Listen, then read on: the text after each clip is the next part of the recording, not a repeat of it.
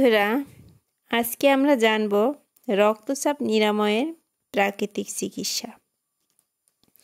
দেখুন বন্ধুরা, এই একটি গাছ, এটি হলো সজনে গাছ। এই সজনের পাকা পাতার টাটকা রস পানি দিয়ে বেটে নিংড়ে নিতে হবে। দুবেলা আহারের ঠিক পূর্বক্ষণে 2 থেকে 3 চা চামচ করে খেলে 1 সপ্তাহের মধ্যে প্রেসার কমে যাবে। তবে যাদের প্রস্রাব বা রক্তে সুগার আছে তাদের খাওয়া এটা একদম নিষেধ।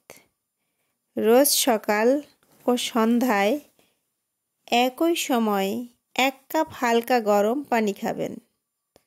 ভাতে কাঁচা নুন খাওয়া একেবারেই যাবে না। রক্তচাপ বেশি থাকলে কাঁচা শুষ্নী শাক আনুমানিক 10 থেকে 12 গ্রাম বেটে পানিতে মিশিয়ে সেকে একটু মিশ্রি বা চিনি মিশিয়ে শরবত করে খাবেন। তবে ডায়াবেটিস অথবা অম্লজ রোগীদের কোনো মিষ্টি খাওয়া চলবে না। ত্রিফলা অর্থাৎ আমলকি, হরিতকি ও বহেরা কোলেস্টেরল কমাবার অর্থাৎ প্রেসার বা রক্তচাপ কমাবার মহা ঔষধ। আমলকি, হরিতকি ও বহেরা সাধারণত আমাদের গ্রামাঞ্চলে প্রায়ই দেখা যায়।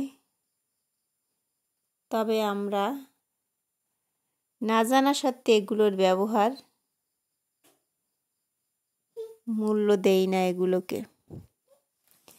এক ঔষধ গবেষক দলের মতে আধুনিক যে কোনো অ্যালোপ্যাথিক ঔষধের তুলনায় ত্রিফলা কোলেস্টেরল কমাবার ক্ষেত্রে অনেক বেশি ফলপ্রসূ।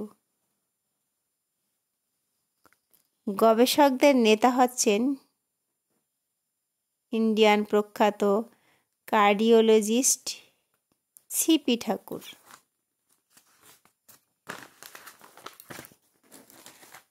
আমলকিতে রয়েছে ভিটামিন সি। বলা হয়েছে দ্রব্যগুণের দিক দিয়ে হরিতকি সর্বশ্রেষ্ঠ। দ্বিতীয় স্থানে রয়েছে আমলকি এবং তৃতীয় স্থানে বহেরা।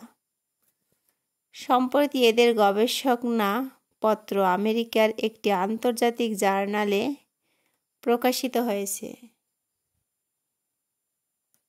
তবে ত্রিফলা শুধুমাত্র কোলেস্টেরলই কমায় না, বরং এতে প্লীহা